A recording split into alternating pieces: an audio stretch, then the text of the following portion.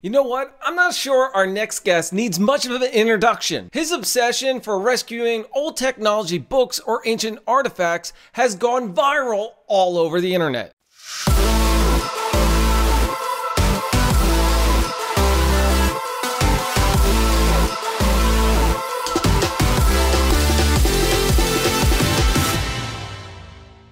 If you hear an old modem dial tone in your sleep, you've got mail. It's probably because of him. He's a senior developer advocate at AWS and a huge fan of technology, internet, and how things got started. He's even gone as far as tattooing the command prompts on his forearms. Not to mention, have you seen his Jeff Bezos shirt? Before I bring on our next guest, don't forget to hit that like, subscribe, and notify. Please join me in welcoming Darko Mesarso. Wait, did I just butcher your last name? Wait, what does your last name stand for, Darko? You did kind of butcher my last name, but it's okay. My last name actually means the butcher, or actually more precise, it means the slaughterer. So you slaughtered my last name in both ways. Okay. I don't want to say that was sort of like planned because I was trying to pronounce it before and you're like, John, it's all right if you call me Darko. And I'm like, please, thank you, because I feel so bad trying to pronounce it. And I just suck at it. I'm sorry, man. It's perfect. It's perfectly fine. It's perfectly fine. You're not the first one. And again, my last name comes from a very complicated language, so it's okay. So Darko, thank you so much for joining the show. This is a very loose topic show. I want to talk about you. And in fact, as a developer advocate for AWS, yes, you, how many times do you get to come on the show and actually just talk? Normally you're hosting these things. Yep. This is one of the few situations where I can actually get to talk about myself or talk about anything related to me. Usually it's me who does this to other people. So I appreciate the opportunity. You appreciate the time to do less preparation, and I have to do all the work for you. So I'm glad I can give it to you. Thank you so much. The only thing I prepared for today was this cup of coffee. So, and that's about it. So, by the way, I think you need a bigger mug. I do. I this is a small one. This is pathetic. But yeah, once we're done, I'll get more. All right. So Darko, we planned to actually do this recording. I think it was almost a year ago. And then you're like, John, can we push it off? I'm moving. I'm like, well, where are you moving to? And in fact, you were moving to Seattle. How'd the move go? Yeah. So I 6 months. Well, actually 6 months ago, I moved from Berlin to Seattle. So it's been a long time coming. Thanks to COVID and all the situations around that, the migrations, the immigration, all the visa stuff, the actual shipping and flying was a bit more complicated than it should be. But finally last year in November, I landed in Seattle and have been here since then. It's an amazing place to be, I must say. How do you like all the wet weather?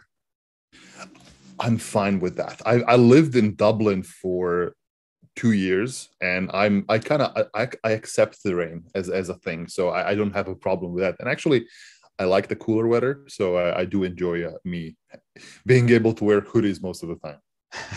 Nice. We are going to talk about your book collection in the background in a couple of minutes. Don't worry, that is not a virtual background because we were pulling out some. Hang tight, yeah. No green screens here. Nope. Not yet or anything. Okay. So the reason that we actually got a chance to do this is recently we were at the AWS San Francisco Summit. The first in-person US summit happened a little less than a month ago. And I was over in the corner doing a quick recording and you walked up to me. By the way, you walked up to me with an awesome shirt we're going to talk about in a second. You're like, hey, John. I'm like, oh my God. In person, live, like this. It was so surreal. I'm a big fan of yours, by the way. Thank you so much. Yeah, it's been like the last time I've been to an in-person AWS event was in 2019. So it's been a long time coming.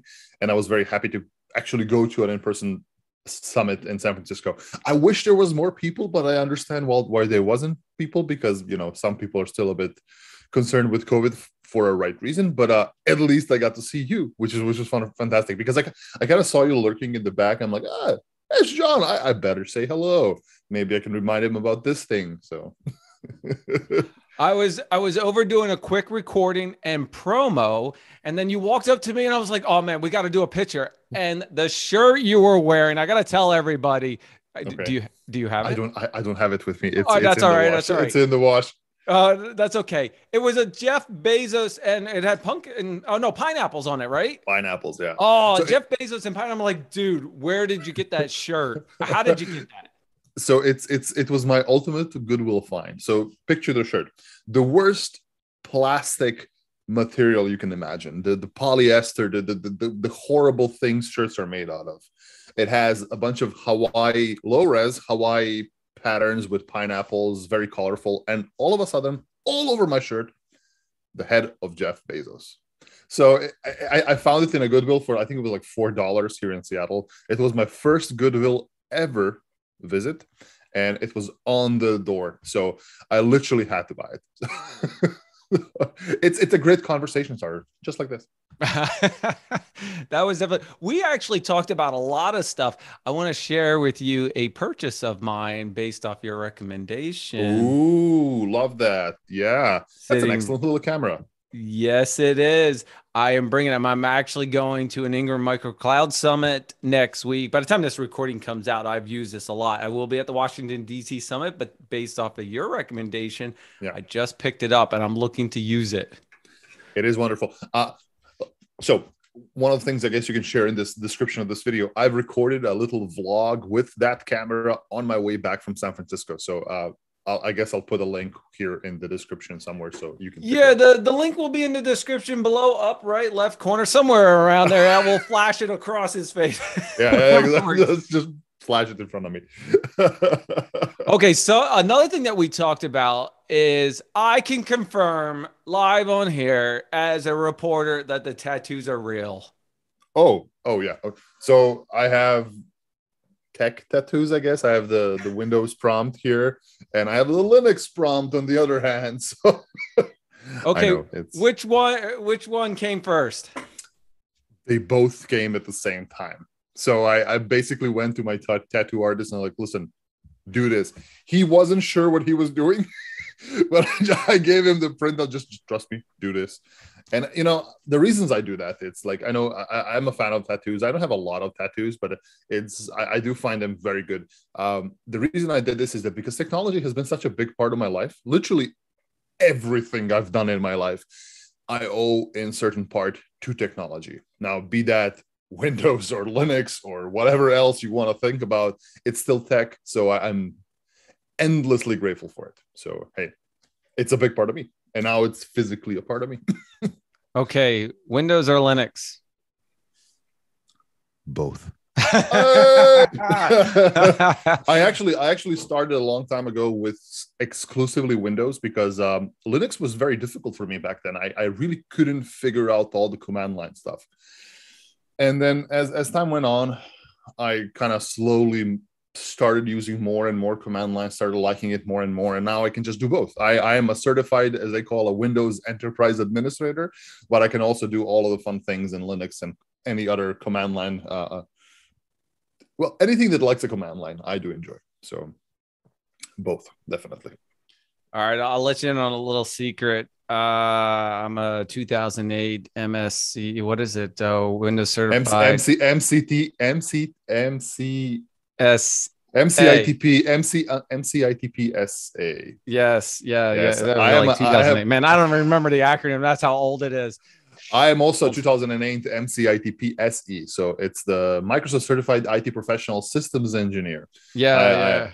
That was my only formal education, formal higher education I had in my life. So I never finished college. Well, I never even went to college. So I just had my high school diploma and that. So it got me into tech. Yeah, you know what? I did that certification. I've done post grad, all that. I find actually the certification is a lot harder, but Microsoft, they were my first certifications. Then afterward, I did CompTIA as well. Those are some cool ones to do. And then a lot of the AWS certifications, because everybody knows I'm a huge fan of that. I do have some Azure ones, but we won't tell anybody. I don't post those. That's okay. That's good. Like I started with Microsoft because it was kind of the big thing back then, at least where I come from, and a lot of the companies were looking for people who are good with Microsoft networks. So your Active Directories, your group policies, and all that fun stuff. And that was basically the first half of my IT career was just Microsoft networks. And to be honest, I like it.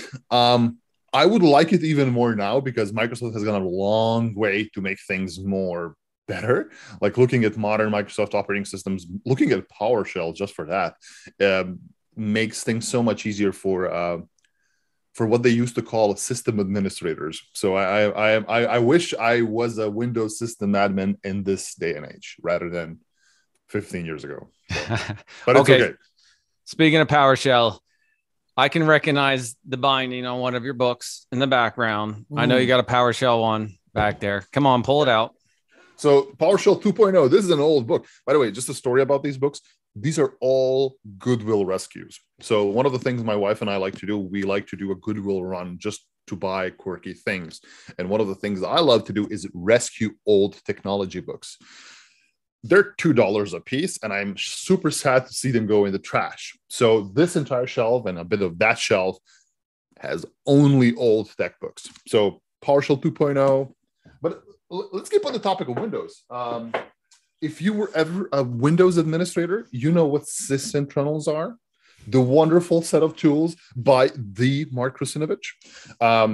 Excellent toolkits. This is the admin reference book for that. What else do you see here, John? I remember flipping through those a lot. Okay, so the big Windows, what is that, 95, 90, right there, the red one. Yeah, no, this middle. Yeah. So this is programming Microsoft Windows with C#. So I think this should be something a bit later. This is the huge reference book, but I think this is 2008-ish. I was kind of relatively newer. Relatively newer. I do have something old. Like I do have the Unix system by Stephen Bourne. I do have what else is there is the first book of ANSI. I have the Windows 95, Peter Norton's complete guide to Windows 95. You got a Novell book? I have a Novell. Ooh, come on! I'm going to challenge you. I actually installed that one time. I think I don't. Uh-oh. I do not have a Novell book. I do have Solaris 8. I do have. Anybody watching, if you find a Novell book, Darko could use it for his collection. Exactly. So I think it's fascinating to kind of collect all of these books. Now the shelf you don't see here is I have a shelf full of For Dummies books. So let me, if I can maybe scoot my camera over a bit. I can. Oh, I can see that right in the corner. Yeah. So if you look there, I have a lot of For Dummies books. I think 28 in total, and they're all tech For Dummies books. Literally just old Objective-C, SQL, Windows 95 For Dummies, and all those things. I'm a fan of collecting these because technology was way different 20 years, 30, 40 years ago. And it's great to get like a snapshot in time of how it looked back then. So huge fan. At AWS, you're a developer advocate. And I feel that you really take this to heart and passion, not only personally at work, but in your home life. I see a whole bunch of posts. I'm like I said, a huge fan and a follower of yours. I haven't seen anything on Twitter lately, by the way, of any of your projects. I did something yesterday, 2 days ago, so you may see some fun stuff, but nothing huge. So okay, just letting you know, it's been a little quiet lately, and I'm missing some things. But you and I were talking at the San Francisco Summit about the Commodore 64 and some coding that you did and a buddy of yours did. Yeah, there you go. Do you want to tell us the story? I find it really interesting on how you kind of like, he only had like an hour of fun time and he had to like code all of this. Come on. You know what? I don't want to spoil it. Go ahead. Okay. So I come from Serbia, right? It's a small little country in Southeast Europe. And in the 90s, my only computer was a Commodore 64. When I say the only computer, I mean from 1991 to 2001 was the only computer in my house. And I grew up with the Commodore 64. I grew up writing BASIC. And the reason I wrote BASIC is, number one, because of this book. This is the actual book I used as a kid to kind of learn BASIC. And one of the things, if you ever use a Commodore 64 or come from that time, there were these things called like basically you would get the video games and the programs on paper, literally as just some, I can't even show it here, like some basic code which you type in. They're called type in programs, and that's what you do. So that's how I did it. I wrote games from a magazine, from a book, to play. Now, I had a friend, and won't disclose his name, but he also had a Commodore 64, but his parents were a bit strict, and they did not allow for a lot of Commodore 64 time, like maybe get an hour a day or something. So what happened is his father would just basically pull out the cable that connects the Commodore 64 to the television, and he couldn't use it. He was smart enough to figure that the Commodore 64 works without a TV. So what he would do in the time where he couldn't use the Commodore, he would turn on the Commodore 64 and blindly type in 1,000 lines of code from a book. Now, he was a kid. It was a long time ago. You can imagine how many mistakes happened then. So what he would do is type in this for like 20 minutes, an hour, 2 hours. I'm not sure how long it took. And then once he has the time to actually do something with the Commodore 64, he would plug it in, try to fix all of his errors, and then play the game as for as much as he can. So that's dedication, man. Yeah, somebody told me scarcity is the mother of invention. So sometimes you just get creative and do stuff. And you can't do that no longer with modern computers, which is a good thing, I would say. On Twitter, you had a post you were talking about and showed a modem that you actually hooked up, and it was a dial-up and going through. Oh, there he is, pulling it out. I got to tell you, it was very nostalgic about it. Yeah. My question for you is, did you have a POTS line at your house, or did you actually have to call the telephone company and go, yes, I would like a POTS line? And they're like, what? Huh? What do you want? I was fortunate enough to have a POTS line in my home, and but the only problem with my home back in, this is 2003, by the way. So it's not so long ago, but that's when I used dial-up. I had a POTS line at home. The problem was that the phone lines in my house and in my neighborhood were made out of aluminum. And they were very prone to interference. So at most, I could get like maybe 33 kilobits a second of speed on dial-up. So even though I had a 56K modem and it was the year 2003 and 2004, I could maybe get 33 kilobits a second. So that was my thing. However, my friend, he had something called, I don't think you have that thing in the States, but he would basically share a telephone line with his neighbor. And basically you would have two phone numbers on the same phone line. And then when the neighbor's phone rang, your internet connection would drop, because that's how it worked. So I didn't have those problems, but I know a lot of people who had. So and modems are fascinating. Again, it's since I moved to the US, I found a lot of modems in Goodwills and like computer recycling centers. People just throw them away. And of course, modems don't serve a big purpose anymore. There are still some uses for dial-up, but it's fascinating for me that this piece of technology does something very amazing. And we take that for granted. For all the kids out there, what this does, it takes sound, actual sound from a telephone line, and converts it to data. So if you ever heard that modem dial-up sound, the horrible screeches, or if you are old enough and that you pick up a telephone while your computer was connected, the sounds you hear is actually data. That's data. That's literally analog data being converted to digital in this modem. So huge fan of those devices. And I think they've contributed to a lot of what we do right now. If there were no modems, there would be potentially no internet, and we wouldn't be doing this podcast or recording.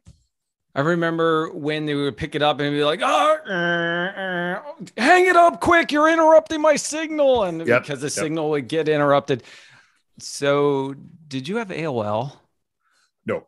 Coming from Europe, we didn't have AOL, so we had like your normal dial-up internet providers. But I Okay. did use AOL Messenger for like a year or two.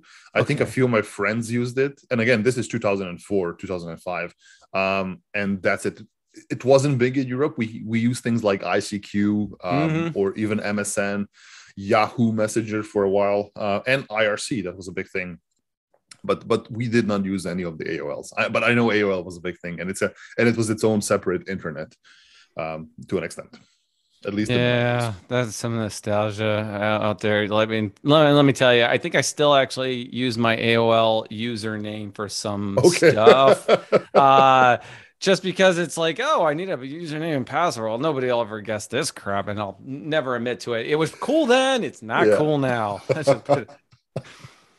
That's what happens. Yeah. Darko, you going to any summits?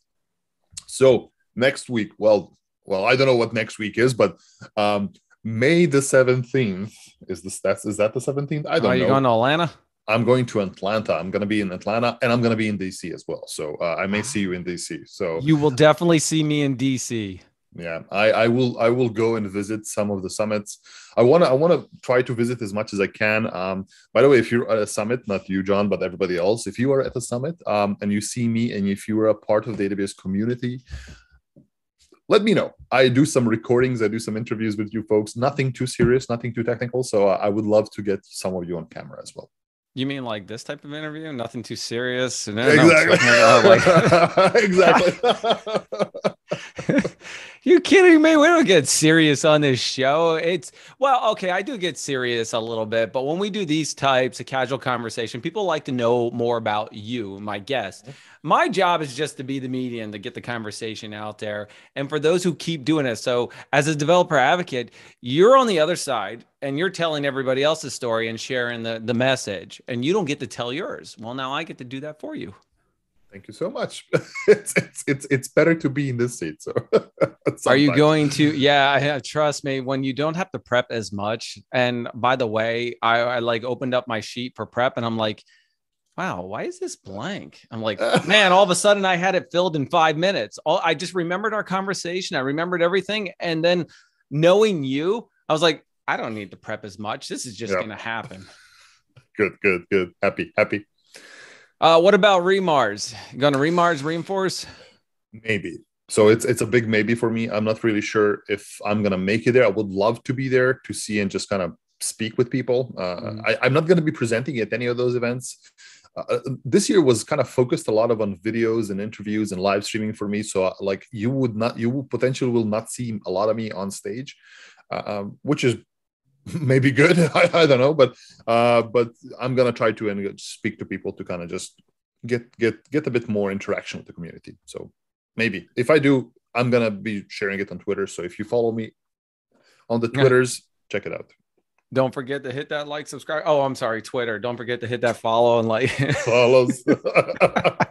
All right, I know you're going to be at reInvent, right? Right. Yes, absolutely. So reInvent, I missed last year's reInvent due to my move here. I literally moved 2 days before reInvent to Seattle, so I couldn't do all of that fun things. But this year I am gonna, I'm definitely going. And actually, my wife and I are planning to drive from Seattle to Vegas. So which is going to be a very fun trip. I'm fascinated by the beauty of this country. There's so many things to see here, and I definitely want to take a drive down there.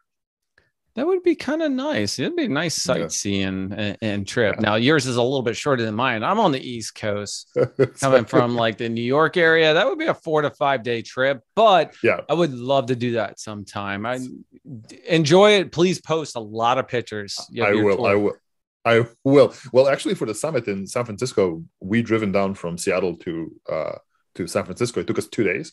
Oh, yeah?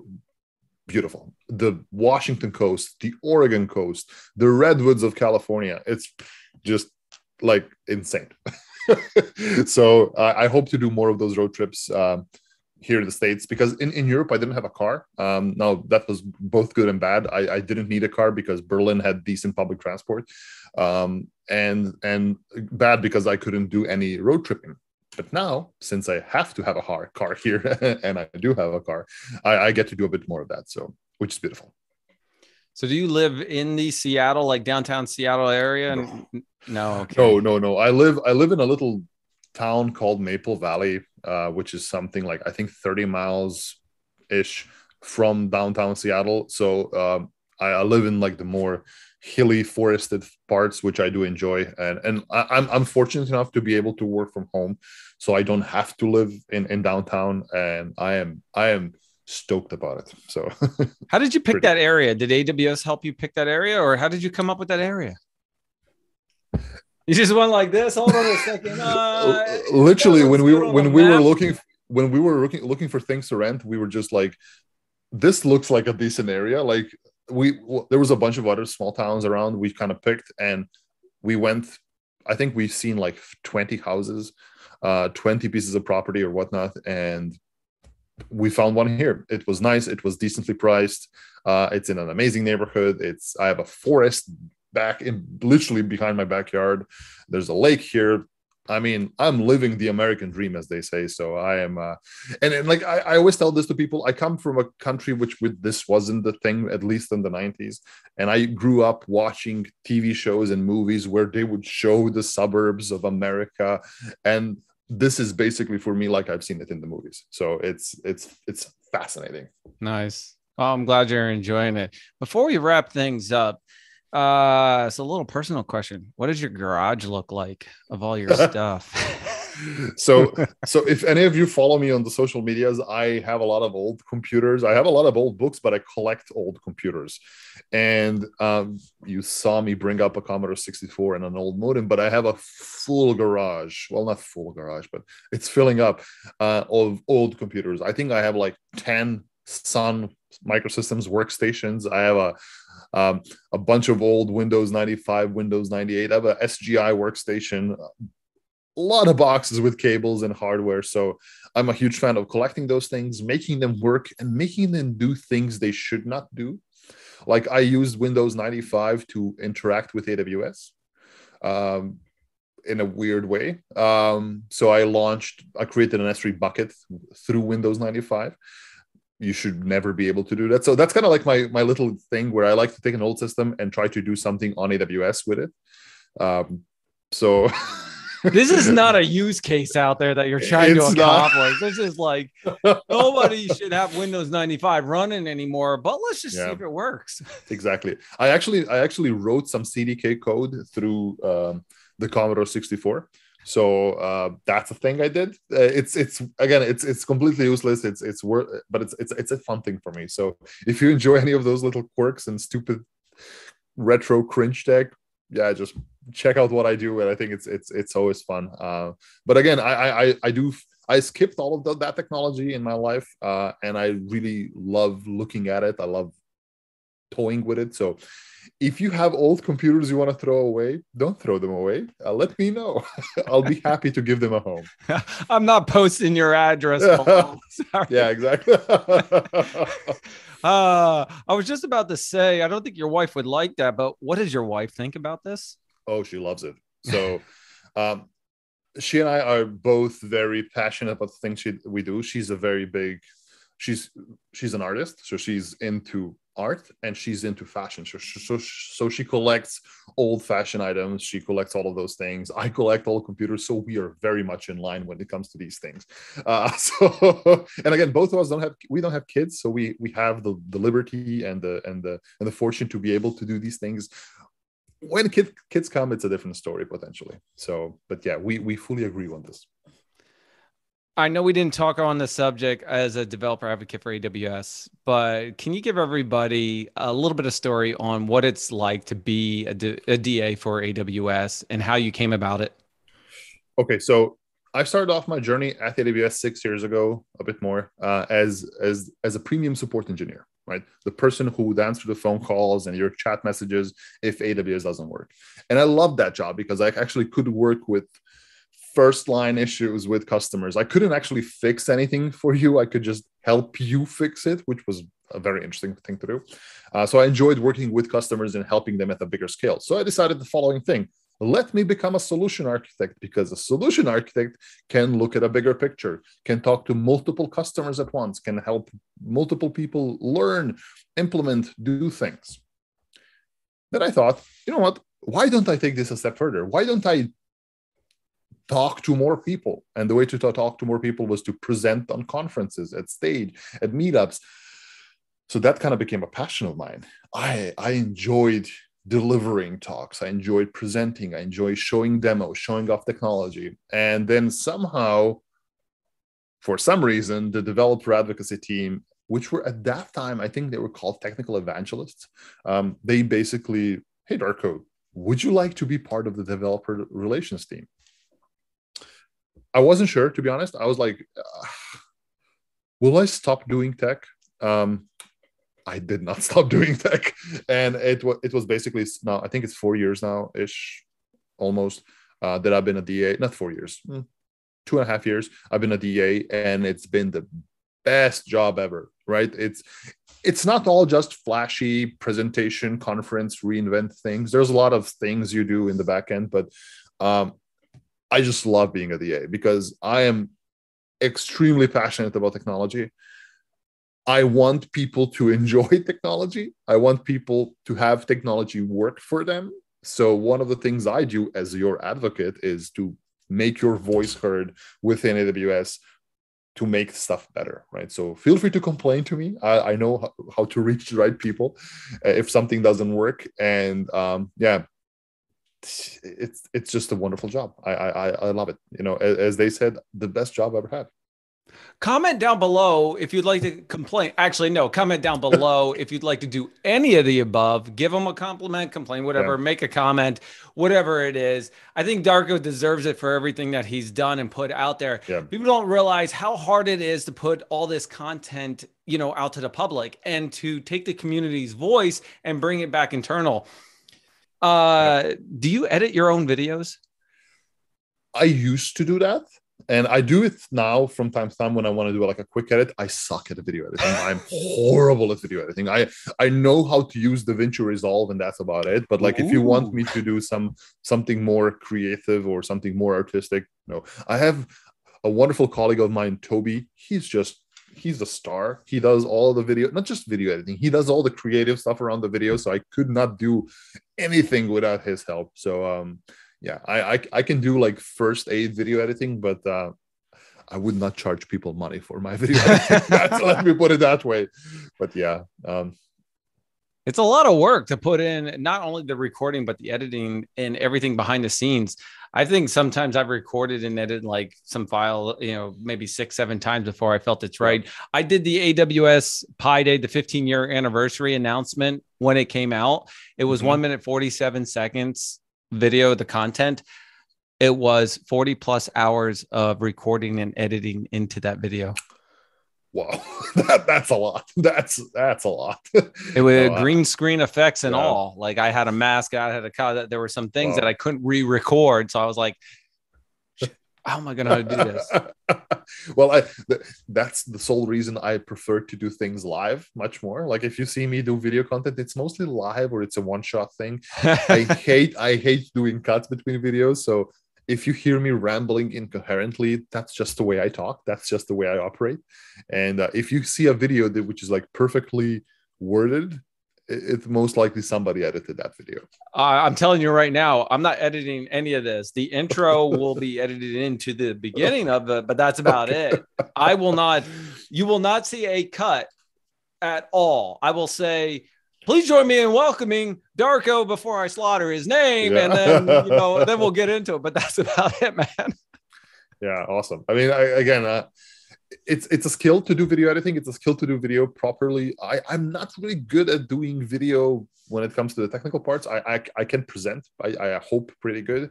I can talk about technology pretty good. And hopefully I can just inspire you, the developers, the builders, the engineers, the security people out there, the data scientists, to do more with technology. That's my only goal. Well, I appreciate it. I'm sure everybody does.